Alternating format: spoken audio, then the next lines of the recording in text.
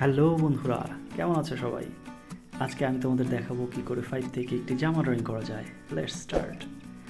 5 থেকে জামা ড্রয়িং করার জন্য আমরা সর্বপ্রথম সাদা কাগজে একটি 5 লিখে নিলাম। আমাদের 5 লেখা হয়ে গেলে 5 এর নিচের থেকে একটি দাগ এবং আরেকটি দাগ দিয়ে দেব। আমরা ড্রয়িংয়ের সুবিধার জন্য পেজটি ঘুরিয়ে নিলাম এবং দুইটি অংশ আমরা যুক্ত করে দিলাম আরেকটি লাইন দিয়ে। এবার আমরা দুই পাশ থেকে সামান্য বাঁকা দুটি লাইন দিলাম এবং নিচে আরেকটি সোজা লাইন দিয়ে সেই দুটি লাইন অ্যাড করে দিলাম।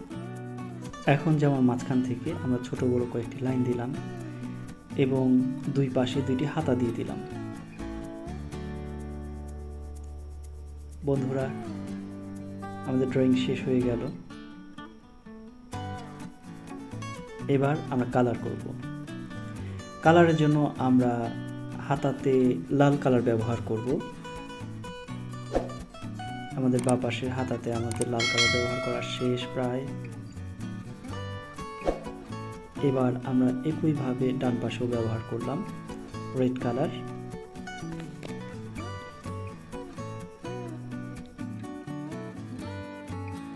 এবার আমরা জামার বডিতে ব্লু কালার ব্যবহার করব।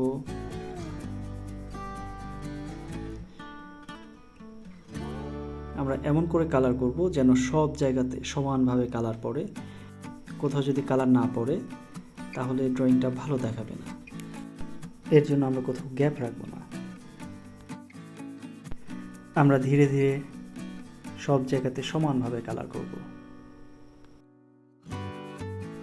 আমাদের বডির অংশে কালার শেষ। এবার আমরা নিচের অংশে সেম ভাবে লাল কালারটা ব্যবহার করব। কালার করার ক্ষেত্রে আমরা মনে রাখব আমরা বর্ডার লাইনটা সর্বপ্রথম কভার করে নেব, তাহলে কালার বাইরে যাওয়ার সম্ভাবনা খুব কম থাকবে। এবং পরে ভেতরে একইভাবে আমরা কালার করব। ড্রয়িংয়ের ক্ষেত্রে কালার খুবই গুরুত্বপূর্ণ। আমরা ড্রয়িংয়ের সময় যেভাবে মনোযোগী হব, কালার করার সময় ঠিক একইভাবে খুব সুন্দর করে আমরা কালার করব। কালার ভালো হলে সেই ড্রয়িং আরও বেশি চোখে পড়ে, সেই ড্রয়িং আরও বেশি সুন্দর লাগে। এর জন্য আমরা ড্রয়িংয়ের মতো অবশ্যই কালার করার সময় মনোযোগী হব। আমাদের কালার প্রায় শেষ হয়ে গেল।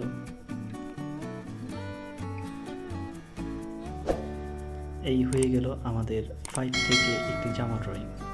নেক্সট ভিডিওতে আমরা দেখব কিভাবে 6 থেকে একটি ভার্টিক্যাল ড্রয়িং করতে হয়।